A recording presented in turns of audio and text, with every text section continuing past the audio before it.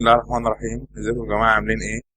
معاكم عمر عكاشة او دكتور مايكروسوفت. تمام، انا بقالي كتير متأخر عليكم انا عارف، بس والله الظروف صعبة غصب عني. بحاول اعيش في الحياة زي الناس الطبيعية بس معرفتش.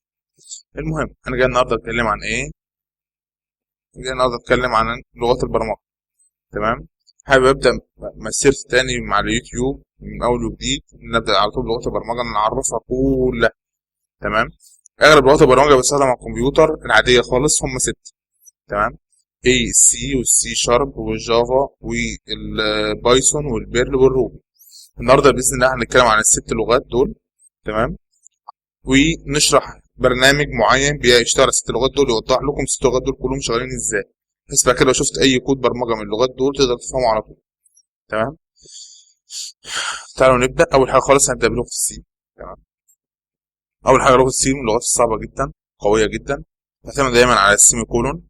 تمام، اللي انا معلم عليها ديت. تمام. بس ما تشتغلش على ما تحسش بالمسافات ولا تحس بالترس. دي هتبان قوي في البايثون بس نيجي نتكلم عليه. اللغه دي لغه بلاتفورم، مالتي بلاتفورم، يعني بتشتغل على ويندوز وبتشتغل على لينكس وبتشتغل على الماك. تمام. تعتبر اللغه الام لجميع لغات البرمجه. حاليا جميع استخدامها في الامبيدد سيستم، اللي هي الشغل بتاع التحكم الكهربي، والايمج بروسيسنج، تحليل الصور والتعامل معاها. تمام. ودايما بتستخدم في البرامج العاليه جدا او محتاجين سرعه فيه عاليه جدا، زي مثلا الالعاب. عشان كده اغلب محركات الالعاب او محركات البحث ده دايما على السي. تمام. نيجي مثلا بقى نخش على طول في البرمجه. لغات البرمجه عموما بتعتمد على جام جزء على ست اجزاء. تمام. عشان تعرف لغه البرمجه ديت على الاقل عارف البيزكس فيها، لازم تعرف ست اجزاء فيها. تعرف فيها المكتبات، تعرف فيها الدالة الرئيسية، تعرف فيها المتغيرات، تعرف فيها الاف. تمام. تعرف فيها الفور، وتعرف فيها الدخل والخلع، ازاي تعمل دخل وازاي تعمل خلع. تمام. تعالى مثلا نبدا بالسي. هنيجي هنا اهوت مثلا اول حاجه خالص، اول سطر خالص في البرنامج قال لك حاجه اسمها هاش انكلود ستوديو دوت اتش. تمام. معنى هاش انكلود ديت ايه؟ انا بقول له ضيف. تمام. للبرمجه ضيف البرمجه بتاعت المكتبه اللي اسمها الاستوديو. الاستوديو دي اختصار لايه؟ ستاندرد انبوت اوتبوت. تمام. عشان يدخل لي جميع الحاجات الادوات الرئيسيه اللي بستخدمها دايما في السي.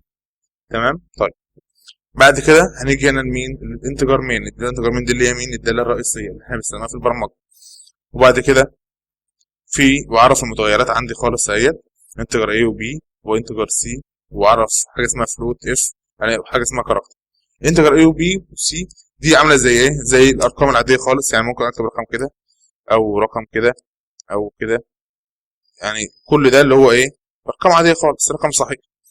تمام. طب تيجي الفلوت، رقم الفلوت مثلا لو عامل كده مثلا نقطه وكده. تمام. ده رقم فلوت. طب الكاركتر اللي هو يبقى حرف واحد، حاجه زي كده. تمام. واضحه؟ نيجي مثلا نشوف بقى ازاي اطلع خارج او دخل فين في السي. اول حاجه خالص عندي حاجه اسمها برنت اف، وعندي حاجه اسمها سكان اف. برنت اف اللي هو بقول له اطبع لي على الشاشه مثلا كلمه انسيرت يور كود. تمام. وبعد كده سكان اف هتقرا لليوزر هيدخل. تمام. اللي هو عن طريق حاجه اسمها ايه؟ في المية دي. في حاجه اسمها في المية دي مكتوب، انا اكتبها هم. حاجه اسمها في المية دي، وحاجه اسمها في المية اف، وفي المية سي. في المية دي اللي هو عشان يقرا رقم انتجر من اليوزر. لو دخل له حاجه تانية البرنامج هيحصل له ايه؟ هيوقف. طب في المية سي، في المية سي ده عشان يدخل كاركتر. طب في المية اف، في المية اف ده عشان يدخل رقم فلوت. تمام. حلو. طيب، نيجي هنا دلوقتي لو عرفنا، عايزين مثلا قبل ما نكمل، بس في نقطه نسيت اقولها. كده انا بكتب في السكان اف بالطريقه دي، اللي هو بالعلامتين التنصيص بكتب في المية دي. تمام. قوم جاي بره قايل له انت هتيجي تطبع تقرا انه متغير من اليوزر. اجي بقى في برنت اف بقول له برده في المية دي، واقول له انت هتطبع انه متغير. كل ده لازم بعد ده اقوم عامل كوما وكاتب اسم المتغير. دلوقتي مثلا عايز احط في المتغير اي قيمه، مثلا اقول له a بيساوي 10 وb بيساوي 20 والc بيساوي زائد البي. دي لو انا عايز اجمع رقمين. هو مثلا الاف هنا لو عايز اقسم رقمين. تمام. تمام. طيب، نيجي مثلا هنا اللي هي مثلا بتساوي 100. تمام. وعايز ابدا اشوف الاف دي هتشتغل ازاي. اقول له اف مثلا، انا دلوقتي بنجرب جمله الاف اللي هي جمله الشرط في البرمجه، اللي هو انا مثلا عايز اقول مثلا لو حصل كذا اعمل كذا، لو حصل كذا اعمل كذا، لو حصل كذا اعمل كذا، لو مفيش ولا حاجه من اللي فوق حصلت اعمل حاجه تانية خالص.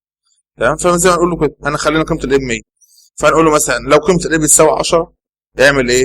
اطبع ان الايه بتساوي 10. لو قيمه الايه بتساوي 20 اطبع قيمه الايه بتساوي 20. لو قيمه الايه بتساوي 30 اطبع قيمه الايه بتساوي 30. تمام. طب لو اي حاجه من دول خالص يبقى اقول له none of the values is matching، مفيش ولا قيمه من اللي انت دخلتها اللي هي قيمه الايه ديت بتساوي القيمه اللي انت بتعمل عليها تشيك من ساعتها. تمام. طيب هنيجي مثلا بعد كده دي اف كده ازاي بقى؟ زي ما انتم شايفين اهوت ان الاف وقوسين وقول له الشرط، وبعد كده اقول له نفذ الاكواد اللي جوه دي. فقول له مثلا اف ان الاي بتساوي 10 يعمل ايه؟ اطبع كذا. لو اف ان الاي بتساوي دي يعني هل بتساوي. تمام. بتساوي دي معناها هل بتساوي. في طبعا بقى اشكال تانية بس طبعا يعني ايه انا بشرح عموما ما بشرحش تفصيلا يعني. طبعا لازم واخدين بالكم حاجه من اول خالص ان في اخر كل سطر في سيمي كولون، في سيمي كولون. لازم جمله البرمجه في السي لازم تنتهي في اخر سطر بسيمي كولون. تمام. طيب هنيجي بعد كده مثلا بقى نشوف الهوايل. في جمله اسمها هوايل، انا مش عارف انا جبت الفور ولا لا، بس الفور زي الهوايل. تمام. خلينا مثلا نشتغل هنا على الهوايل. هوايل ان الايه اصغر من 20 اعمل ايه؟ نفذ اللي جوه ده. طول ما الايه اقل من 20 نفذ اللي جوه ده. ايه اللي هيحصل بقى؟ اول حاجه خالص اقول له الايه عندي بكام؟ ب 10. طب الايه دي اصغر من 20؟ خلاص نفذ اللي جوه. قول له برنت اف. تمام. يطبع قيمه الايه ان هي بتساوي دلوقتي كام؟ 10. هقوم طبعا 10. بعد كده يزود الايه بلس بلس. دي معناها ايه؟ دي معناها ان الايه مثلا اهي نيو بتساوي ايه وولد بلس 1. تمام. دي معناها. المهم قال لك بعد كده بقى لو قيمه الايه اكبر من 15 اعمل ايه؟ اعمل بريك، يعني اخرج بره الوايل دي خالص. الوايل ده عباره عن لوب هيفضل يلف يلف يلف. يعني اول مره خالص هيطبع ايه؟ 10. بعد كده يقول له لو ايه بيساوي 15 10 بيساوي 15 اكبر من 15 لا خلاص كمل اللوب تاني. هيطلع تاني لفوق. الايه كان بكام؟ ب 11. هيقوم داخل طبعا الايه بيساوي 11 وكده يزود ايه واحده يبقى ب 12. 12 دي اكبر من 15 لا هيقوم طالع مكمل تاني. فيتبع بكام؟ هيتبع من 10 لحد كام؟ لحد 14 لحد كام؟ لحد 15. تعالى مثلا نشوف البرنامج اهوت. تمام. كده عملنا برنامج كومبايلر اهوت واشتغل. تعالى بقى نشغله. نسرت مثلا الكود مثلا 6. تمام. قال لك اهوت او خالص زي ما احنا كنا شغالين في البرنامج فين ان الايه اهو دي اللي احنا عملناها انسرت الكود. هيقرا قيمه الايه ويطبعها لي تاني. قال لي ان ايه بيساوي 6 وكده بدا هنا. قال لي ان قيمه الفاليو بتاعت السي 10 زائد 20 بيساوي كام؟ بيساوي 30. وبعد كده قسم الرقمين دول على بعض اللي هو 7 على 3 طلع لي خارج اهوت كفلوت كرقم مكسر كرقم عشري. تمام. وبعد كده لما مدخل بالايه 100 وقعد يلف على الاف في الاخر لقاش ان القيمه ديت موجوده فوق. قام قايل لك ايه؟ none of the values of the values. ما علينا يعني هو انا جايب برنامج كده مش انا اللي كاتبه يعني. none of values none of values is matching. تمام. بعد كده طبعا على قيمه الايه اللي هي بره ايه اللي هو السطر ده. تمام. المهم بعد كده بقى داخل هنا داخل على اللوب اهوت. شفت زي ما قلت لكم اول مره خالص قال لك قيمه الايه بتساوي 10 بعد كده 11 بعد كده 12 لحد 15. اول ما بقت قيمه ال 10 ب 15 قيمه الايه ب 15 ايه اللي حصل؟ خرج عمل بريك لللوب او خرج بره البريك. ده بالنسبه لمين؟ ده بالنسبه للسي. طيب تعالى نكمل. نخش على مين بعد كده؟ نخش مثلا على السي شارب. ده السي شارب. السي شارب بيشتغل ازاي؟ السي شارب ده يعتبر من لغات البرمجه السهله والقويه جدا. تعتبر لغه قياديه في العصر اللي احنا عايشين فيه ده. تمام. تعتمد طبعا على السيمي كولون زي السي بس ده ما تعتمدش على المسافات ولا التابس ولا اي حاجه. من اللغات اللي تشتغلش غير على ويندوز بس. تمام. او اغلب الناس اللي بيستخدموها تشتغل على ويندوز. ممكن تشتغل على لينكس بس ما تشتغلش على الماك. بتستخدم دايما عشان تعمل بيها الابلكيشن بتاعت الويندوز العاديه خالص والابلكيشن بتاعت الويندوز فون. تمام. افضل استخدام ليها اللي هو جي اي جرافيكال يوزر انترفيس عشان تعمل واجهه رسوميه عاديه خالص وتبدا تتعامل مع اليوزر اللي هيتعامل معاك بيها. طبعا بتستخدم طبعا الحاجات الحلوه اللي بتعمل بيها الالعاب. تعمل بيها اللي هو جرافيكال موديلنج لو عايز ترسم منحنيات ترسم حاجات زي كده. تمام. المهم تعالى نبدا. اول حاجه خالص هنبدا بحاجه اسمها نيمز. طبعا نيم سبيس النيم سبيس واليوزنج سيستم. تمام. دول اساسيات اي برنامج. مش مهم تكتب النيم سبيس بس اهم حاجه تكتب اليوزنج سيستم. طبعا هي من لغات الاوبجكت بتعتمد على الاوبجكت اورينت مش زي السي. سي لغه فانكشنال. تمام، دي تفصيل مثلا هنشرحها قدام باذن الله. المهم اول حاجه خالص ضفنا المكتبه اللي هي ايه يوزنج سيستم. تمام، سيبنا من نيم سبيس دلوقتي مش وقت شرحه. عمل حاجه اسمها كلاس مش وقت شرحه برده. دخلنا فين الاداره الرئيسيه جواه اللي هي ستاتيك مين، ستاتيك فويد مين. تمام، المهم عندنا عرف 3 متغيرات عاديين خالص. عرف متغير اسمه انتجر ايه، عرف متغير اسمه انتجر بي، عرف متغير اسمه دبل. تمام، دبل ده اللي هو مين، متغير انتجر بس يعتبر واخد مساحه ضعف. تمام، وبرده بياخد متغيرات عشريه. يعني الدبل زي ما انا فاكر احسن استخدمه هنا.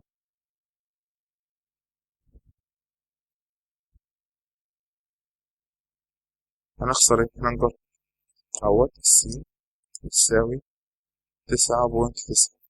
شوف هيقول صح ولا غلط. مالش حاجه، بيقبل فعلا الارقام العشريه. المهم طيب دي طريقه تعريف المتغيرات. تمام، في السي شارب.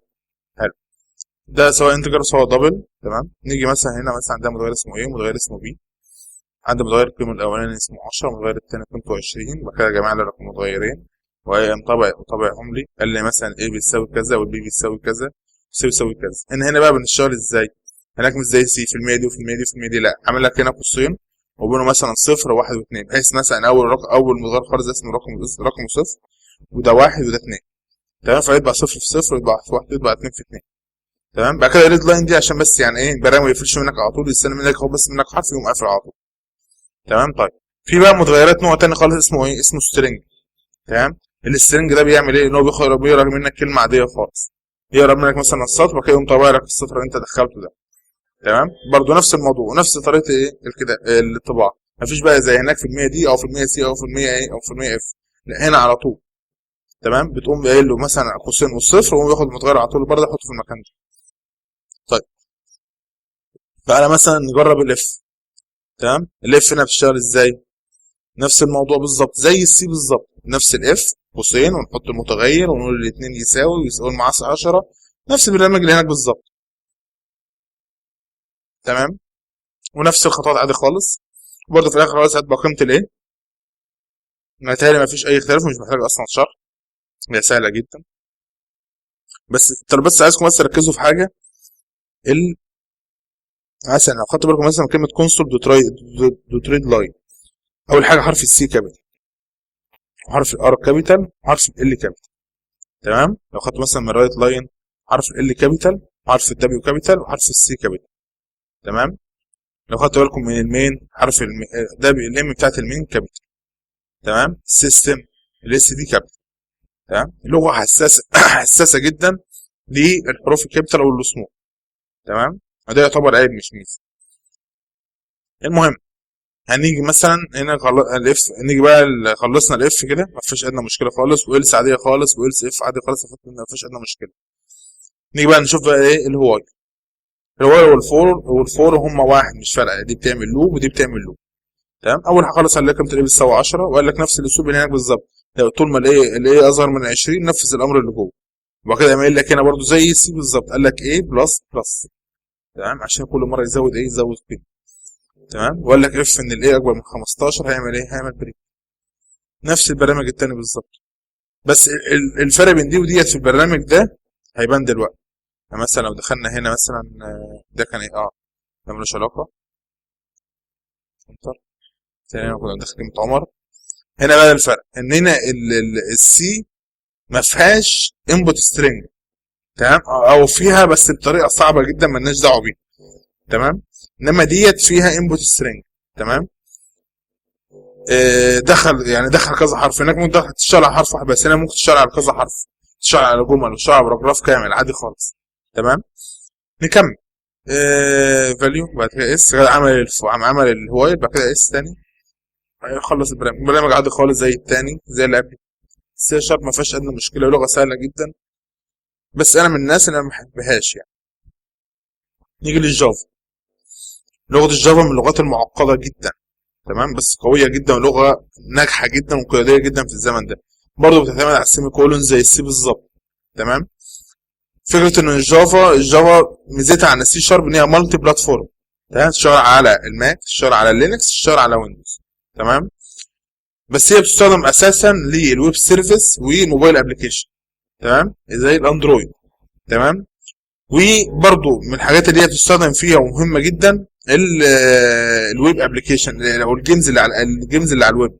تمام، تعمل جيمز تحفه على الويب. تمام، هي بتعمل برضو عن برامج عاديه خالص زي الجي او اي والحاجات ديت، بتعمل برضو جرافيكال موديلنج. تمام، بس ما بتستخدمش في الالعاب الاندر اللي هي الديسكتوب. تمام، قليل جدا ما حد بيبرمج بيها العاب. بس من الحاجات اللي هي عملتها قويه مثلا لغه زي اسمها لغه برمجه اسمها بروسيسنج. دي بتعمل جرافيكال موديلنج 10 على 10، بالاخص الناس اللي بتشتغل بيها بالاردوينو او الحاجات ديت، دي بتعمل جرافيكال موديلنج 10 على 10. المهم، هنيجي مثلا اول حاجه خالص انت باللايبريز اللي هنضيفها نفس الموضوع امبورت جافا دوت انبوت اوت، وديت عشان ندخل سكانر اللي هو عشان ندخل انبوت، نقرا من اليوزر داتا. تمام، المهم خلينا نبدا على طول. ده طيب سيبكم من الداتا شويه، بس لو كان هنرجع له تاني دلوقتي هنبدا من على طول. لو خدتين بس واخدين بالكم ان ايه الان مفيش حاجه كابيتال اهو، السطرين بتوع اللايبريز مفيش حاجه كابيتال، وما نيجي للمين فين اهي. تمام، ما فيهاش حاجه كابيتال. تمام، غير حرف السترنج بس، يعني مش فارق، دي مش حاجه مهمه. المهم نيجي بقى جوه هنا، دي طريقه تعريف المتغيرات. تمام، انتجر عادي خالص، انتجر A وانتجر B وبايت، وده بايت ده اللي هو نص مساحه الانتجر. تمام، مش اكتر. لحد كام؟ لحد 255 254 او حاجه زي كده، 255. ومثلا ممكن تعرف متغير اسمه دبل اللي هو برضه يبقى فلوت، ممكن تعرف متغير اسمه كاركتر. تمام، طيب دي تعريف المتغيرات. نيجي بقى لحاجات من المميزه في الجافا، بس في لغه برمجه اميز منها فيها، اللي هي ايه؟ الاوبجكت اورينتد فيها هي والسي شارب 10 على 10، بالاخص في لما تيجي تشتغل على قواعد بيانات او تعمل مثلا داتابيز معينه. فهنا مثلا عرف حاجه اسمها الامبلوي اللي هو الموظف. تمام، عرف حاجه اسمها السترنج نيم، عرف متغير جواه جلوبال اسمه سترنج نيم، متغير دبل اسمه سالري اللي هو الاسم والمرتب.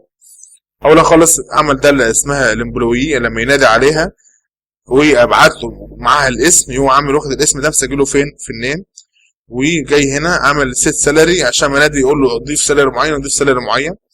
تمام، وباجي هنا عشان يطبع لي الاسم والسالري اللي هو دخلناه. تمام، حلو. نيجي هنا بقى لو تاخدوا بالكم عن طريق بقى طبعا نفس الشغل بتاع الاوبجكت اورينتد، قام واخد اوبجكت من الامبلوي ويسماه ام بي 1، وبعد ما جاي ينادي عليها ضيف اسمها اللي اسمها ايه؟ فرانسيك، بلاش الاسم ده خالص، هتعب نفسي سمعه. تمام، وحطوا له السالري مثلا بكام؟ ب1000. وبعد كده قام قايل له ايه؟ اطبع اللي هو مين؟ اللي هو البابليك فويد برنت ام. تمام، برنت امبلوي، وطبع له ايه؟ هيطبع النيم ويحط اسمه ويطبع السالري ويحط اسمه.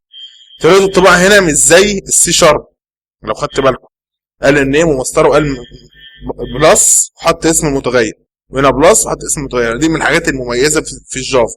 بس شوف الامر بتاع الطباعه system.out.println. تمام، ميزه الجافا ان هي اوامرها طويله شويتين.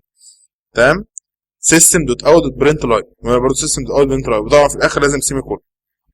طيب طبعا في واحد مثلا تقول لي طب ايه البابليك فويد برنت ام ديت وايه الحاجات الغريبه ديت؟ اقول له دي حاجات اسمها فانكشن. تمام، او ميثود. فانكشن في الناس اللي شغاله فانكشنال، او ميثود في الناس اللي شغاله الاوبجكت اورينتد. تمام، طيب نيجي هنا.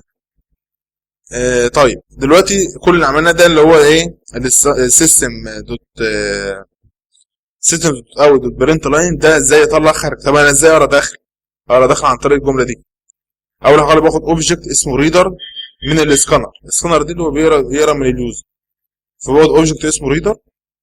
تمام، باخد الاوبجكت ده اهوت، اقول له مثلا دخل لي رقم عن طريق السيستم دوت اوت دوت برنت لاين، واجي اقول له هنا اهو انتجر مثلا ان، متغير اسمه ان، هقول له يساوي ريدر دوت نيكست انتجر. اقرا نكست، نقرا المتغير الانتجر اللي يخش لك دلوقتي. ومثل السكانر عن في تول تانية موجودة في الجافا ان هي بتقدر تحدد لك ايه المتغير او ايه نوع الداتا اللي يخش لك بالظبط. وليها برضو اكسبشنز بتضاف على لغة البرمجة، بحيث ان انت لو دخل لك حاجة تانية تقدر تتعامل معاها ازاي. دي مثل السكانر عن الاسلوب التاني. تمام، ما علينا دلوقتي، انا مش عايز بس توه الناس مش اكتر. تمام، دي برضو طريقه اللي هي سيستم اوت بنتريت عشان يطبع لي تاني المتغير، وزي ما قلت لكم بعد السيمي كولون بيبقى عامل بلس وضايف حرف الان. تمام، دي بقى الفور. طبعا فور دي زي نفس الفور بتاعه الاف، زي بتاع الفور بتاعه السي وفور بتاعه السي شارب بالظبط. اول حاجه خالص بعمل له انيشال للمتغير، اقول له مثلا خالص خلي قيمه الاكس بتساوي 10. تمام، الفور بتقرا كده. اول حاجه خالص بقول له خلي قيمه الفور بتساوي 10، باخد اقول له طول ما الاكس اقل من 20، تمام، ضيف على الاكس 1 ونفذ الاوامر اللي جوه. هي بتتقرا كده، الفور بتقرا كده وبتنفذ الاوامر بتاعتها بين الاقواس. يعني اللي هيحصل اول مره خالص اكس كانت بكام؟ ب 10. تمام، ال 10 اقل من 20 طول ما 10 يعني طول ما اكس اقل من 20 الاكس كانت ب 10، ال 10 اقل من 20 تمام، يبقى خلي اللي كام؟ يطبع ان الاكس بتساوي 10 وضيف على الاكس 1. تمام، الاكس دلوقتي ب 11، اللي هو 11 اقل من 20، تمام، يفضل يطبع لحد كام؟ لحد ما يوصل ل 20. تمام، نيجي بقى نشوف مثلا الماتريكس او المصفوفات. تمام، المصفوفات دي يعني انا مش كنت حابب اتكلم عليها قوي، بس حبيت اضيفها هنا في الجافا عشان يعني ايه، من الحاجات الحلوه قوي في الجافا اللي هي قواعد البيانات، فلازم اضيفها يعني عشان تشوفوه. هو بتعرف كده انتجر وتعمل له قوسين اللي هم مش قوسين مجموعه، قوسين اللي هو بتوع المدى. تمام، خدناهم في الرياضه يعني. وكده سمينا المصمم المتغير ده يعتبر كانه متغير بالظبط، اسمه نمبرز، وضفنا جواه مين؟ 10 و20 و30 و40 و50. تمام، دي دلوقتي كنا يعتبر كانها قاعده بيانات صغيره جواها خمس ارقام متخزنين، 10 و20 و30 و40 و50. طيب عايزين نعمل ايه؟ سيب دي دلوقتي، انا مجرد اعرف دي طريقه تعريف اسمها ايه المصفوفات هنا. يعني مثلا حبينا دلوقتي ان مثلا نيجي نطبعها، بلاش، هو عملها في الفور اهي. تمام، انا كنت احسن انا نسيت اعمل. قول مثلا ان الفور، فاهم، فور انتجر اكس، يعني بعدد متغيرات الاكس اللي جوه النمبرز. تمام، طيب يعني دلوقتي كل مره طول ما في عنصر في النمبرز هياخد يخزن قيمه الاكس، تمام، بالعنصر اللي هو قراه. يعني مثلا عندي 5 عناصر. تمام، طيب عندي 5 عناصر اهم، 10 و20 و30 و40 و50. تمام، وهنا بقول له فور انتجر اكس للنمبرز. تمام، يعني كل ما تلاقي هيبدا عد في العناصر اللي جوه النمبرز وخزن قيمه كل عنصر فين في الاكس. يعني اول مره خالص مع اول عده هيبقى قيمه الاكس بكام؟ مع اول اللي هي بتساوي اول عنصر في النمبرز، اول عنصر اللي هو كان ب 10، يبقى الاكس هنا هتساوي 10. هيجي هنا يشوف يقول لك اف ان الاكس بتساوي 30. قال لا ما بيساويش 30، خلاص كمل. وعلى فكره ركزوا دي الاف. تمام، طيب هبقى كده يقوم طبع قيمه الاكس ونازل سطر جديد. هيقول له هنا طيب الاكس في تاني نمبر في نمبرز بكام؟ ب 20 تاني اوبجكت، عشان خلاص عدينا الاولاني. يبقى الاكس هنا هيساوي 20، 20 دي بتساوي 30، لا هيبقى 20. هيجي ثالث مره الاكس كانت بكام؟ الاوبجكت رقم 3 في النمبرز اللي هو بكام؟ ب 30. هيقول الاكس بتساوي 30، يعني 30 دي بتساوي 30، وهيعمل ايه؟ هو عامل بريك، طالع بره خالص وطابع قيمه الاكس اللي هي بكام؟ ب 30، وقصدي طالع بره خالص وكان مش هينفذ اصلا الاوامر اللي تحت دي. تعالى بقى نجرب كده البرنامج ده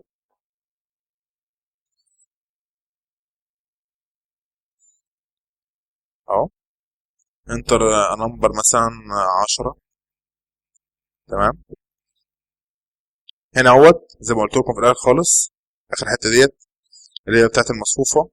عندنا اول مره خالص هيطبع قيمه 10 اللي هي اول اوبجكت في النمبرز. بعد كده هيطبع قيمه 20 اللي هي تاني اوبجكت، هي اول ما يساوي 30 وعامل ايه؟ بريك وطالع بره الفوق. تمام، ده بالنسبه لمين؟ بالنسبه للجافا. نيجي بقى لاحلى 3 لغات برمجه انا بالنسبه لي بحبهم. نبدا بالبيرل.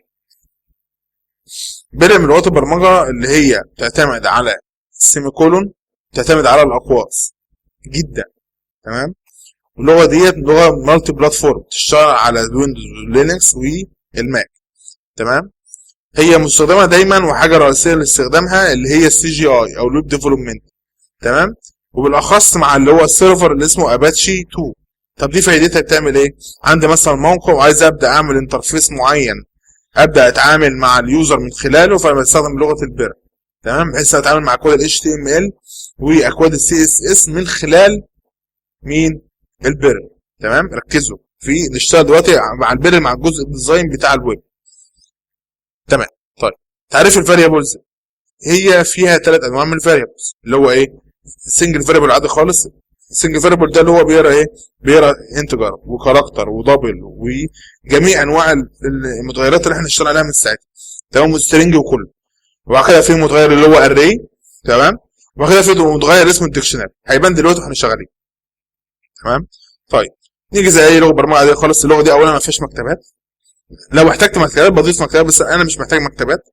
تمام. طيب باجي هنا اول حاجه خالص عندي بعرف متغير ازاي، زي ما انا كاتب كده، بقول له مثلا ماي وانبوت وعلامه الدولار قبلها عشان اعرفه ان ده متغير واحد بس، سنجل انبوت سنجل فاريبل. تمام، بقول له ايه؟ ستاندرد ان، دي معناها ايه؟ ايراد الدخل. تمام، وبعد كده في حاجه اسمها شومب. تمام، دي بتشيل لي اخر متغير في ال اخر متغير في اسمه ده، اخر يعني اوضح لكم اهي. تمام، بصوا هات دي اهي كوبي مره كمان مره اهي، شيل ماي دي. يعني اول مره خالص اهوت اقول له مثلا كلمه عمر، انا معايا اللي ايه؟ يو انترد عمر، وكده مستني ادخله تاني زي ما انا كاتب. انا كاتب ايه اهو؟ يطبع له كلمه عمر كده يقول لي دخل تاني، فدخله كلمه عمر تاني. تمام، ايه اللي حصل؟ انا مش شلتهاش اساسا، ويت سوري، شيل السطر ده عشان بس تبان، وهدي برضو عشان ما نخش على بيت الكود اهو. تمام، حلو. اول خالص مره خالص هو هدخل عمر. تمام، عمر لما دخلت طبعا حل فين؟ في نفس السطر. دخلت له عمر تاني، خدت بالكم؟ اخر مره خالص قام واخد علامه الكوتيشن وقام واخدها ونازل بيها تحت. ليه؟ لان في البيرن دايما بيخلي اخر حرف المتغير، تمام، بيخليه ايه؟ بيخليه زي سلاش ان او انتر، اللي هو ينزل سطر جديد، ينزل نيو لاين. تمام. طيب المهم نكمل. دي الخاصيه دي بتاعت مين؟ بتاعت الستاندرد اللي هو ستاندرد ان دي. تمام. طيب نيجي بقى نكمل، نشوف مثلا ايه الاري دي. مثلا معرف لك اهو اري اسمها بي، مكونه من كام؟ من 10 عناصر. تمام، وقايل له هنا فور ان المتغير الايه بيساوي 10، وطول ما المتغير الايه ده اصغر من 20 زود متغير الايه ده 1. تمام، وكل مره خلي متغير البي اوف الايه بيساوي الايه بلس 1. يعني ايه؟ يعني اول مره خالص قيمه الايه كانت بكام؟ ب 10. تمام، ثانيه كده، عمر مثلا حرف الاو. تمام ماشي، مش فارق. عندنا زي ما انا كاتب 10 متغيرات. تمام، ف عرف اول حاجه ابدا من اول 10 لحد 20 واعد كل مره بواحد. فمثلا اول مره خلاص قيمه الايه كانت ب 10، ال 10 دي انا من 20 زي ما انا بقرا الفور في اي لغه برمجه لازم اقراها هنا.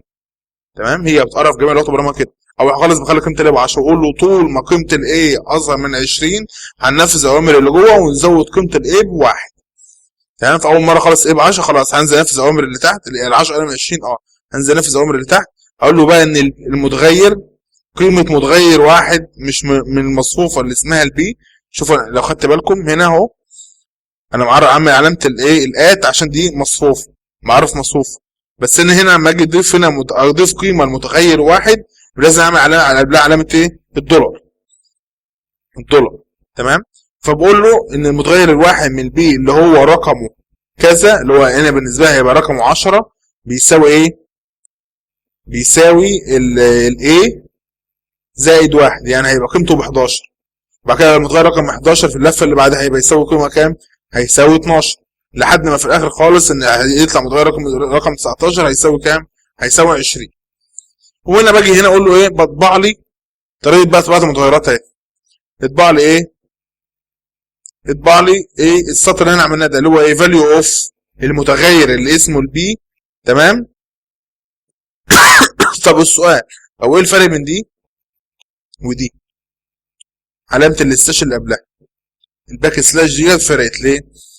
انا طريقه طباعه المتغيرات في البيرل زي ما انا اكتبها كده اللي هي الحاله دي اللي هو علامه الدولار والبي كده بطبع متغير. بس انا مثلا عايز ايه؟ انا عايز اطبع حروف الدولار والبي. اعملها ازاي؟ وعامل السلاش وعلامه الدولار وكاتب حرف البي. تمام. وعامل قوسين صغيرين كاتب جواهم ان انا عايز بقى قيمه المتغير اللي هو الايه، عشان اقول له مثلا قيمه المتغير البي اوف 10 تمام بتساوي 11. تمام اهي. ادي قيمه البي اوف المتغير ده اول قيمه ليه كانت خالص اللي هو الايه كان بقيمته ب 10. يبقى البي اوف ال 10 كانت قيمته بكام؟ اطبع له قيمه المتغير اللي هو البي اوف ال 10 اللي هو ساعتها كانت بكام؟ كانت ب 11 من السطر اللي فوقيها ده. تمام. فيها مشكله دي؟ مفيش ادنى مشكله خالص. بص سلاش ان. طب تعالى نشوف ديت اهو. عمر هو عمر، هو مثلا عمر تاني مش فارقه. شوف اهوت فاليو اوف علامه الدولار مطبوعه اهيت اوف البي وال10 تمام بتساوي كام؟ 11 لحد ما 19 بقت بكام؟ بقت ب 20. طيب هنيجي هنا نشوف مين؟ هنشوف الاف. انا هنا عايز اعمل ايه؟ هنا دي معناها انفينيت لوب. تمام. عم قوي فيه. المهم دي انفينيت لوب. تمام. ليه؟ دي معناها اللوب دي هتفضل شغاله على طول على طول على طول على طول مش هتفصل خالص الا لما يتعمل لها بريك. تمام. طيب نيجي بقى نشوف الكود اللي جوه. اول حاجه خالص انا كل مره بقرا قيمه المتغير اللي هو الانبوت عن طريق مين؟ الستاندرد ان. بعد كده بخش هنا اف اقول له لو المتغير اللي هو انبوت ده بتساوي عمر اطبع ان ده سترينج. لو الانبوت ده بيساوي 30 اطبع ان هي نمبر. لو حاجه غير كده اعمل ايه؟ اعمل بريك. بس بريك هنا ما فيش بقى بريك. هنا سموه هنا لاست معناها ان هي ده اخر سطر في البرمجه فيه جوه الفور او جوه الوايل. تمام. اخرج براها بقى. تعالى نجرب بقى كده اهو. يعني اول مره خالص بلاش كلمه عمر نطبع اس ونطبع اس كده. تمام. بعد كده مثلا اقول له هو اس هينفذ هنا بقى. ابدا بقى انا بقى دلوقتي ادخل ايه؟ كلمه عمر هيقول لي ان ده سترينج دخله 30. هيقول لي ان ده رمبر. طب دخلت له مثلا عمر 30 او بلاش عمر 30 دخلت له اي حاجه ثانيه هيقوم عامل ايه؟ قال لي برضه ان ده سترينج. دخلت له حاجه زي كده. هي الفكره كلها ان هو اي سترينج هيقراه تمام هيدخله عنده. تمام. يقول لك ان ده سترينج. دي غلطه برضه من اللغات يعني تركايه كده في لغات البرمجه ديت ان لو دخلت له اي سترينج هيرى ان هو سترينج وهينفذ على طول. عشان تقارن الحروف فانت لازم تعتمد على انك تقارن حرف بحرف بحرف. تمام. يا اما مقارنه الحروف دي في مكاتب خاصه في لغات البرمجه اسمها مكاتب السترينج. تمام. دي احنا بنشتغل عليها ايه؟ لوحدها. تمام. وهيبان لك دلوقتي في انا لغه برمجه اللي بتحب دايما تشتغل بيها في الحاجات اللي زي دي. عموما دي لغه البيرل. تمام. اللغات الجميله جدا بالاخص في الويب. نيجي للبايثون اللغات العملاقه اللي انا اعتبر شغال بيها دايما. حتى اغلب البرامج اللي انا لسه هكمل بيها في الفيديو اللي جاي اشرحها كلها دوت بي واي دوت بي واي دوت بي واي. انا نسيت صحيح. امتداد الملفات بتاعت كل لغه برمجه بتبقى فرع عن الثانيه. يعني مثلا السي دوت سي بلس بلس، السي شارب دوت سي اس سي شارب، جافا دوت جافا، البيرل دوت بي ال بيرل دوت بي ال، البايثون دوت بي واي، الروبي دوت ار بي. المهم خلينا هنا بقى في البايثون من اللغات السهله جدا في الكتابه، سهله الفهم، سهله الفهم وعاليه الكفاءه. ما تعتمدش على السيمي كولونز بس حساسه جدا للمسافات. حساسه جدا للمسافات. لو في مسافه غلط او مسافه زياده ممكن تبوظ لك البرنامج خالص. تمام. من اللغات اللي اشتغل على جميع انواع الاوبريشن سيستم ويندوز لينكس اسمه ايه ده الثاني ماك. بتستخدم لجميع اهداف البرمجه. تمام. بالاخص في تطوير الالعاب وبرامج الجي او اي والامبيدد سيستم عن طريق الريسبيري باي لما طلعت. تمام. البايثون برضه بتستخدم في عمل ايمج بروسيسنج وعمل سكرابنج. السكرابنج اللي هو مثلا انت تدخل داتا من النت، تمام، تقرا داتا من النت وتتعامل مع صفحات الويب، المهم، وتعمل ستريمنج لاي داتا، تمام. البايثون برضو من اللغات اللي هي من منشوره جدا عن طريق النت، وان هي اوبن سورس، تمام، مستخدمه تعمل بيها ايه، تعمل بيها جوجل وتعمل بيها الفيسبوك، تمام. المهم نيجي بقى تعريف المتغيرات، تمام. كده انا هنا بقى مش زي اي لغه برمجه ثانيه، يعني انا بقوم كاتب على طول كاونتر مثلا و100، مايلز و1000، والنيم يساوي جون على طول بدون اي ولا انتجر بقى ولا كاركتر ولا لازم اقول له مثلا ده متغير بعلامات اللي هي الدولار او الات او الحاجات ديت ولا اي حاجه، هم كتب على طول كده كاونتر مثلا بيساوي 100، المايلز بيساوي 1000، النيم بيساوي جون. طب انا عايز اطبق مثلا المتغير دي واعمل ازاي؟ اعمل كده برنت كاونت، برنت مايلز، برنت نيم على طول، تمام. كده بيطبع له قيمه المتغيرات دي. طب عايز ادخل دخل، اقول له ان النيم بيساوي رو انبوت الانسرت يور نيم. دلوقتي هنا اللي هيحصل، تعالى نجرب اهو زي ما انت شفت اهو كده. طبعا الثلاث متغيرات اللي احنا عملناهم فوق كده بيقول لك اهو انسرت يور نيم، مثلا مدخل اسمه اهوت مثلا عمر، قام طبعا لكلمه ايه؟ معلش بعمل كبير شويه، قام طبعا لكلمه ايه؟ طب ثانيه، انسرت يور نيم، هم قال له ان هو اهو برنت نيم بس، تمام. ويخلي هنا كده ايه مسافه صغيره عشان يبقى شكلها شيك يعني، اهو مسافه صغيره، وهنا اقوم طبعا كلمه عمر، قام طبعا لكلمه ايه؟ عمر فوق يعني، تمام. لغه بسيطه جدا. طيب في حاجه بقى اسمها الديكشنري، تمام، اللي احنا سيبناه اللي احنا سيبناها هناك في البر ثانيه، اه احنا سيبناها هنا في البر اللي هي دي، احنا سيبناها هنا، تمام، عملنا الاري بس. هنشرح هنا بقى ايه الديكشنري ده شغال ازاي. الديكشنري ده عباره عن ايه؟ انت دايما مثلا حاجه مثلا في المصروفات تبدا تعدي ازاي؟ 10 0 1 2 3 4 5 6 لحد مثلا توصل مثلا 20 او توصل 100 توصل ل 1000، بس بتعد بايه؟ بتسلسل، تسلسل رقمي، تمام، تسلسل رقمي. هنا بقى في الديكشنري اللي براحتك خالص، اللي هو ازاي؟ يعني مثلا تقول مثلا اهوت اهو انا عارف مثلا موضوع ديكشنري اسمه دي اي سي تي، تمام، وجيت هنا قلت له مثلا في الدي اي سي تي لما يبقى بدل ما اقول 1 2 3 4 5 اقول له 1، اكتب لي كلمه 1 واقول له ايه this is 1 و2 و this is 2، تمام. وسمينا برضو عملنا ديكشنري تاني، قلنا مثلا ان النيم الاسم جو، الكود والرقم، والديبت ايه؟ ديبارتمنت سيلز، تمام. وجينا بقى هنا بقى طريقه الطباعه، يعني ممكن اطبع كده اقول له ديكشنري اوف واحد، يعني مثلا انت عايز مثلا تعمل داتا بيز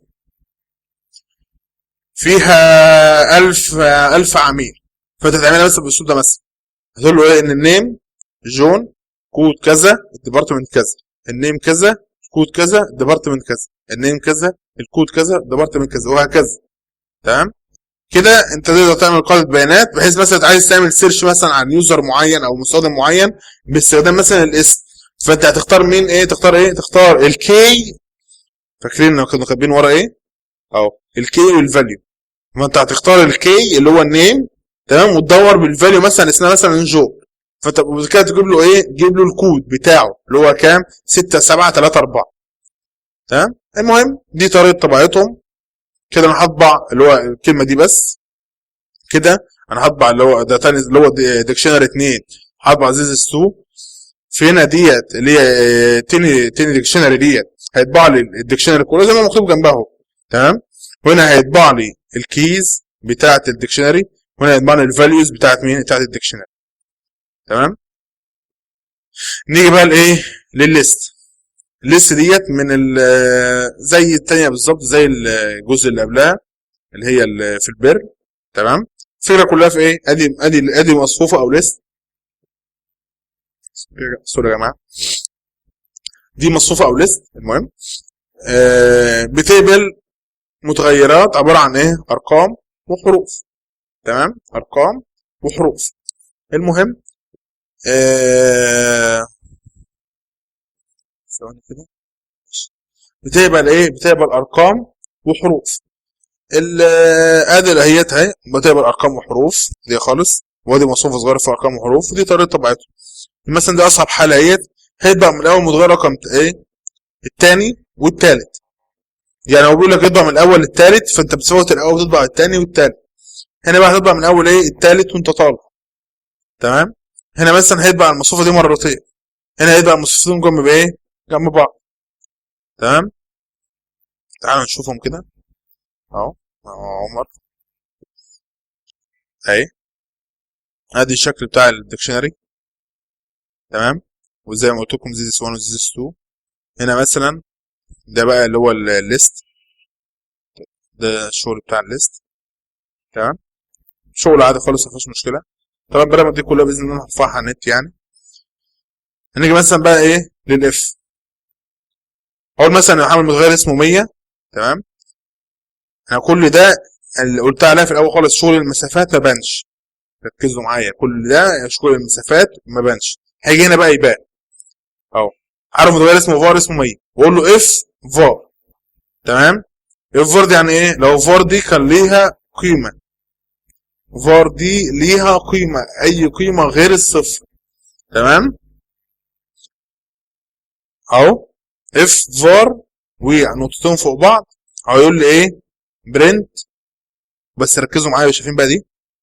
شايفين المسافه دي؟ المسافه دي بدل الاقواس في اي لغه برمجه تانية، اللي هي معناها ايه؟ اللي كل السطور اللي بعد مسافه معينه على الاف دي بتاعت الاف. طب مثلا انا عايز اكتب اف جوه اف، يعني مثلا اقول له مثلا اف فار تاني واحد. تمام اهو. هيشوفوا هو ينزل لوحده ازاي. مثلا برنت عمر. عمر. شوفوا هو بعد لوحده ازاي. فاهم ان ديت البرنت دي بتاعت الاف اللي جوه الاف، فاهم بقى المسافه تانية. وهكذا طول ما انت بتبقى تخش اكواد جوه اكواد من اف او فور، فلازم هيبعت مسافات لكل واحده خاصه بيها. تمام. نشيل ديت زي ما كانت. المهم ويطبع قيمه الايه؟ الفار. كده ان الفار دي ليها قيمه. طب لو ملهاش قيمه هيقوم عامل ايه؟ جيت فوق، يعني مره ترو ومره فولس. المهم تعالى بقى نجربها بقى العكس. لو الفار 2 دي كانت بصفر، هيعمل ايه؟ هيبقى لك ان هي فولس. تمام. تمام. هنيجي مثلا هنا في الفور. الفور دي من اقوى الادوات اللي فين؟ اللي في البايثون الصراحه. بيقول لك هنا فور متغير اسمه لتر ان بايثون. هنا معناها ايه؟ بيقول لك لجميع، مالهاش دعوه بكلمه لتر، يعني حتى لو خلينا لتر ديت اكس مش هتفرق، هي مش فكره كتاب كلمه لتر. فور لتر ان بايثون، يعني لكل، هو كده هيشتغل على الحروف اللي جوه بايثون. تمام. هيقول له ايه؟ يعني مثلا اهي عشان تبقى واضحه اكتر، نعملها مرتين اهي. كوبي واهي. خلي اللتر ديت اكس، خلي اللتر ديت اكس، عشان بس تبقى واضحه ان هي مش مرتبطه بكلمه لتر. واشتغلنا اهوت كلمه عمر اهي. لو خدت بالكم بقى، شايفين ادي البا بي واي تي اتش او ان، وادي تاني اهي من اول هنا بقى بي اهي بي واي تي اتش او ان. تمام. طبعا مرتين. البرنامج ده بيعمل ايه بقى؟ بياخد كل حرف في كلمه بايثون ويطبعه لوحده. تمام. ليه؟ لان زي ما كنا شغالين هناك في البرن، مش فاكرين المثال ده؟ راح فين؟ راح فين؟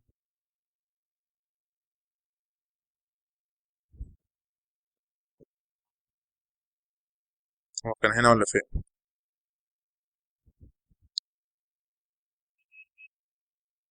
المهم هنا هي الفكره كلها في ايه؟ ان بايثون ديت كلمه، فهو يتعامل مع كل حرف لوحده.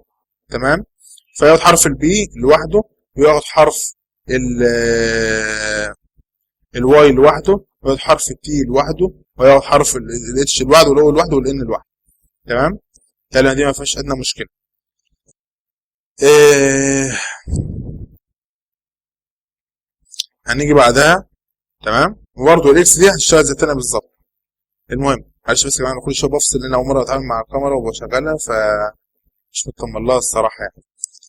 المهم في متغير تاني خالص اسمه فروتس، تمام، اللي هو بنانا وابل ومانجو، تمام، نسميهم كده. وهيطبع لكل عنصر في الفروتس هيبقى يطبع ايه الفروت دي، تمام. فقال لك فور فروت ان فروتس، تمام، اعمل ايه، اعمل برنت فروت ونقطتين و اصحاب. دي طريقه طباعه المتغيرات مع السترنج جوه المين، جوه البايثون، اللي هو كاتب علامتين التنصيص، كاتب كلام عامل كوما وطبع كده باسم المتغير، كده هيطبع بعدها على طول، تمام.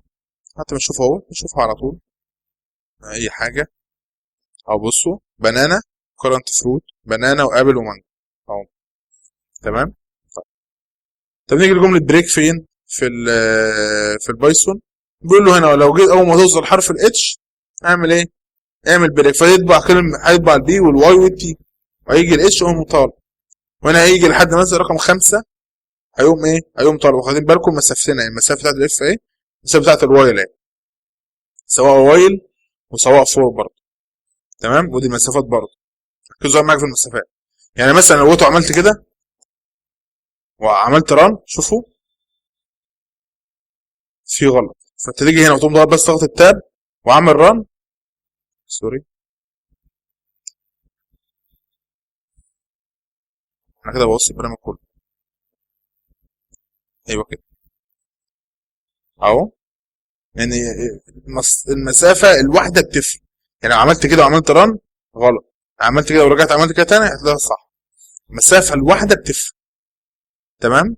بس ده البايثون، تمام. شوف برضه اخر الحته ديت ايا كان اهو، طبعا البي واي تي طبعا من كام، من 10 لحد كام، لحد الست، ان هو يبدا بعدد، بيبدا عدد من 10 لحد هو نازل، كل مره الفار بيساوي الفار ماينس 1.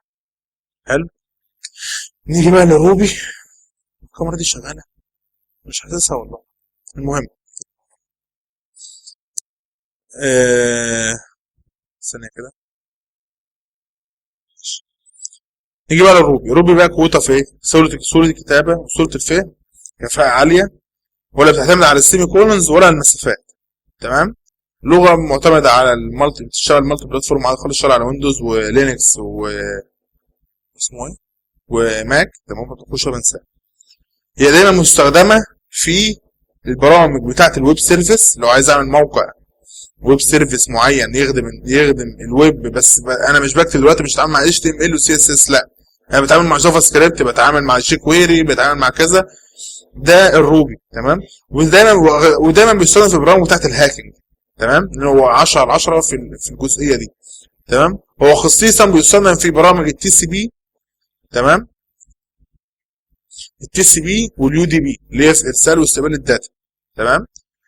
وبرده شغاله على دي اقوى لغه برمجه في الشغل على السترنج، تمام. لو انا عايز اعمل شغل معين على السترنجز، تمام، هي لغه برمجه 10 على 10 في الجزئيه دي، تمام.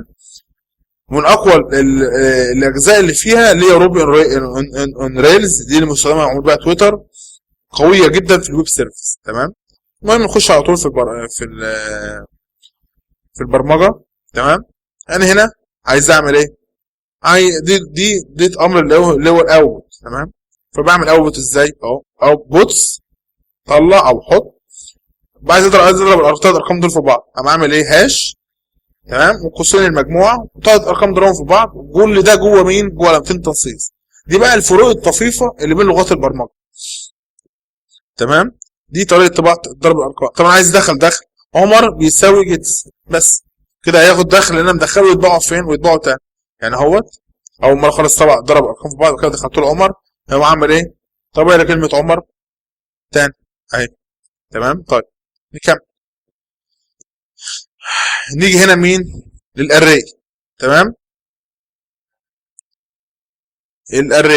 الاري هنا زي البايثون بالظبط، الاري بتاخد عناصر مختلفه عن بعضها، تمام، سواء سترنج سواء ارقام سواء فلوت ايا كان، بياخد كله مع بعض عادي خالص، تمام. دي طريقه كتابتها في الاخر خالص، زي ما بسيب استعمل كوما واسيب مكان فاضي، تمام. المهم نيجي بقى لايه، لحاجه اللي عامله زي الفوق، array دوت اتش دو، والعصايتين اللي واقفين دول اللي هم بتوع الاور، لو حد يفهم شويه في البرمجه، والاي اقول له بوتس اي، العصايتين دول اللي هم فوق الشيفت اللي فوق الانتر، يعني العصايتين دول هم الزرارين اللي فوق الانتر على طول، الزرار اللي فوق الانتر على طول اللي هو الباك سلاش وهضيف فوقها العصايه دي واقفه. تمام. المهم يقول لكل عنصر في الاري حط قيمه العنصر ده في الاي واطبعه. لكل دي اتقرا ازاي؟ اتقرا كده: لكل عنصر، لقيمه كل عنصر في الاري حط قيمه العنصر ده في الاي واطبعه. ده اللي هيحصل. تمام اهو. يعني مثلا عمر ما علينا ايه، شوف هنا عامل ايه. المصفوفه كان فيها ايه؟ فريد و10 وارقام اهي، كل الارقام دي اتطبعت اهي. تمام. طيب انا الراجل بتاعنا هيبدا ما يجيش خبط غير دلوقتي، هو حظ ما علينا. المهم هيطبع هنا ايه بقى كده، عشان بس افصل الاكواد عن بعض فصلتها بايه؟ بالجيت وعمر يعني. المهم نيجي بقى هنا تاني، دي بقى الديكشنري، زي الديكشنري اللي كان في البايثون والديكشنري اللي كان في البيرن. تمام. ده الديكشنري بيتكتب ازاي؟ اللي هو الكي والفاليو. هنا مثلا اهو عمل ديكشنري اسمها كلرز. تمام. وقام جاي قايل لك ايه؟ قايل لك ان مثلا المتغير اسمه الريد. تمام. و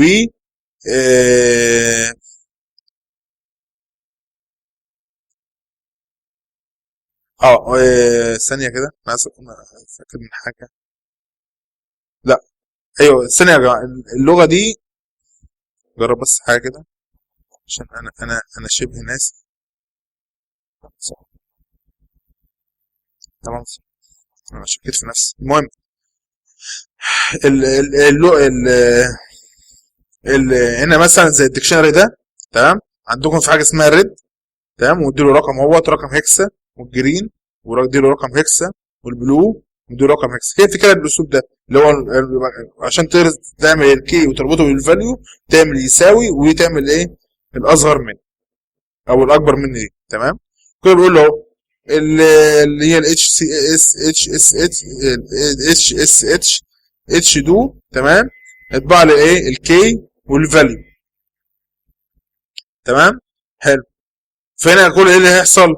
لكل عنصر موجود في الاتش اس اتش هيعمل ايه؟ هياخد مثلا يخزن الريد في الكي ويخزن الرقم ده في الفاليو، يبقى كده يطبع لي مين؟ القيمتين دول اهو.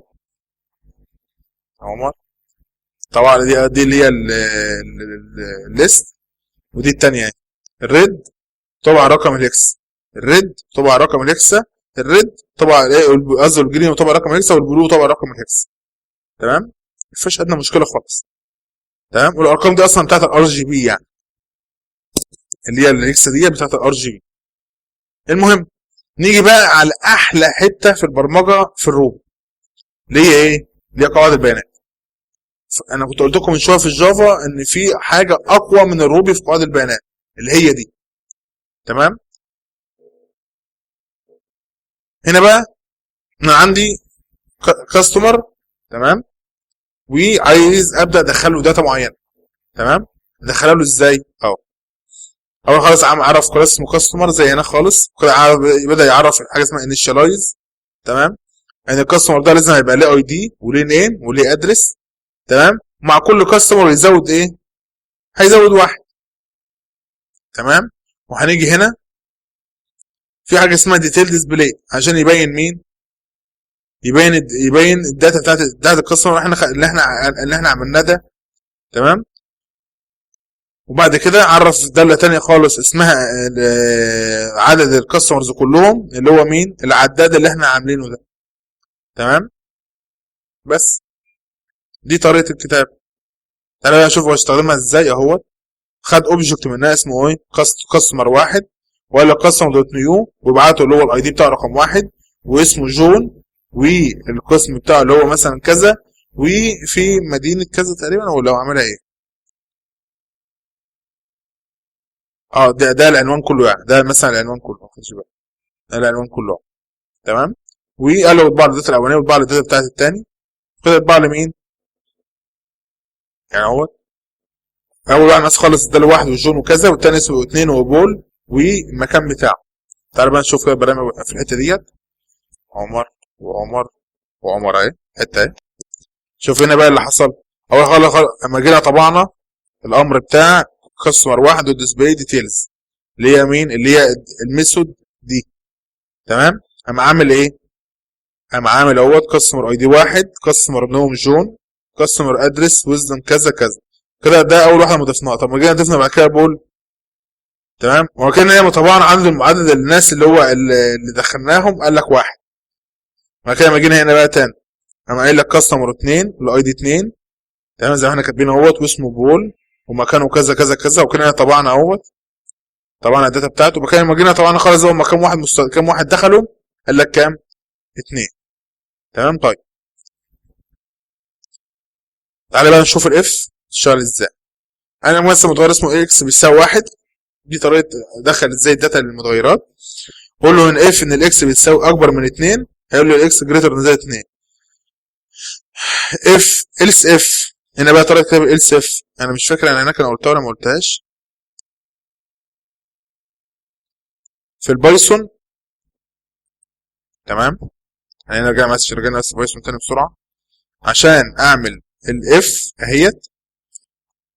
اف الالس اف كده ازاي كده ال اي اف في الاخر ده الالس. تمام. دي طريقه كده بس انا نسيت اكتبها يعني في البرنامج.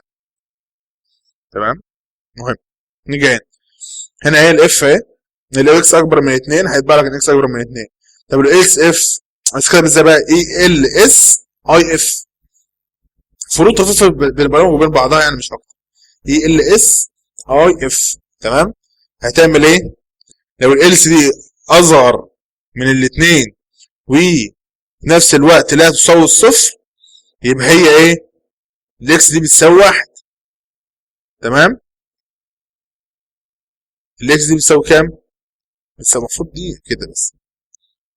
لو الاكس اصغر من الاثنين اند ديت اللي هي معناها ايه؟ لازم الامرين يتنفذوا مع بعض. الاكس لا تساوي الصفر دي معناها لا تساوي علامه التعجب ويساوي دي معناها لا تساوي. لا تساوي الصفر اعمل ايه؟ الاكس هنا بتساوي الواحد. لا حاجه غير اللي فوق دول اعمل ايه؟ بوت اي كانت جيس ذس نمبر. لازم في الاخر تنتهي بجمله اند عشان يعرف ان الاف دي كده خلص ما يبقاش يكمل بعد كده على طول على العمله اللي بعدها. تمام. طيب دي بالنسبه للاف دي.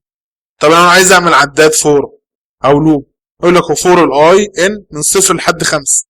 هي بتكتب كده هنا في الروب 0 ونقطتين و5. تمام. هيقول له ايه؟ اف طول ما الاف اكبر من الاثنين اول ما الاف تبقى اكبر من الاثنين اعمل ايه؟ اعمل بريك. تمام. واند دي الاند بتيجي بتاعت الاف دي. وبعد كده بوت فاليو ان قيمه الاي يبقى قيمه الاي. بعد كده اعمل الاند بتاعت دي. تعال نشوف كده اهو. عمر تعال نشوف اهوت. ادي من اول جمله الاف اهي. الاكس هنا بواحد وقال لك هنا فعلا الاكس ايه؟ الشرط ده اتحقق اللي هو اللي فعلا الاكس اقل من الاثنين وبرضه الاكس لا تساوي صفر يبقى الاكس بكام؟ بواحد. طب تعالى نشوف الثانيه دي بقى. انا عايز ابدا اعد من كام؟ من 0 ل 5 بس عايز يقف عند الاثنين. فهو او الاكس تبقى اكبر الاي تبقى اكبر من الاثنين. فاول مره خالص الصفر اكبر من الاثنين لا. بعد اكبر من الاثنين لا. الاثنين اكبر من الاثنين لا. الثالث اكبر من الاثنين في عامل ساعتها ايه؟ عامل ساعتها بريك. انا كده دي تقريبا اغلب لغات البرمجه. بس زي ما اقول لكم في اخر معلومه خالص هي الفانكشن بتاعت الاف والفور لازم في الاخر تنتهي بجمله اند عشان يعرف ان هي كده خلص. دي تقريبا اغلب دي لغات البرمجه الرئيسيه اللي عموما الناس كلها بتشتغل عليها. اتمنى يكون الفيديو ده عجبكم و اشوفكم على خير باذن الله. باذن الله الفيديو اللي بعديه على طول. يلا نلقى الفيديو اللي بعديه. السلام عليكم.